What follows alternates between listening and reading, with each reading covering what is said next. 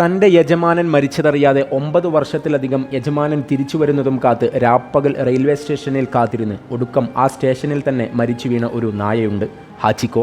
ജപ്പാനിലെ ഷിബുയ ഡിസ്ട്രിക്റ്റിലെ താമസക്കാരനായ college professor വിൽസണ് ഷിബുയ railway സ്റ്റേഷനിൽ വെച്ച് അവിചാരിതമായി കളഞ്ഞു കിട്ടിയതാണ് ഹാച്ചി എന്ന് വിളിപ്പേരുള്ള ഹാച്ചിക്കോയെ. ഹാച്ചിയെ വീട്ടിലേക്ക് കൂട്ടിയ വിൽസണുമായി ഹാച്ചി വളരെ വേഗത്തിൽ ഇണങ്ങുകയും വിൽസണൊപ്പം കൂടുതൽ സമയം ചിലവഴിക്കാൻ ഹാച്ചി ഇഷ്ടപ്പെടുകയും ചെയ്തു. എന്നും രാവിലെ കോളേജിലേക്ക് പുറപ്പെടുന്ന വിൽസനെ റെയിൽവേ സ്റ്റേഷൻ വരെ അനുഗമിച്ചിരുന്ന ഹാച്ചിക്കോ വിൽസൺ തിരിച്ചു വരുന്നതും കാത്ത് എല്ലാ വൈകുന്നേരങ്ങളിലും സ്റ്റേഷനിൽ ക്ഷമയോടെ കാത്തിരിക്കുമായിരുന്നു. പതിവ് പോലെ അന്നും ഹാച്ചിക്കൊപ്പം റെയിൽവേ സ്റ്റേഷനിലെത്തി കോളേജിലേക്ക് ട്രെയിൻ കയറിപ്പോയ വിൽസൺ പക്ഷേ കോളേജിൽ വെച്ച് സ്ട്രോക്ക് വന്ന് മരിക്കുന്നു. തൻ്റെ ജീവനായ യജമാനൻ മരിച്ചതറിയാതെ അന്ന് വൈകിട്ടും ഹാച്ചി സ്റ്റേഷനിൽ വിൽസന് വേണ്ടി കാത്തിരിക്കുന്നു. ഒരിക്കലും തിരിച്ചു വരാത്ത യജമാനു വേണ്ടി ഷിബുയ സ്റ്റേഷനിൽ കനത്ത മഞ്ഞും തണുപ്പും സഹിച്ചുള്ള ആ മിണ്ടാപ്രാണിയുടെ കാത്തിരിപ്പ് നീണ്ട 9 വർഷങ്ങൾ പിന്നിടുന്നു.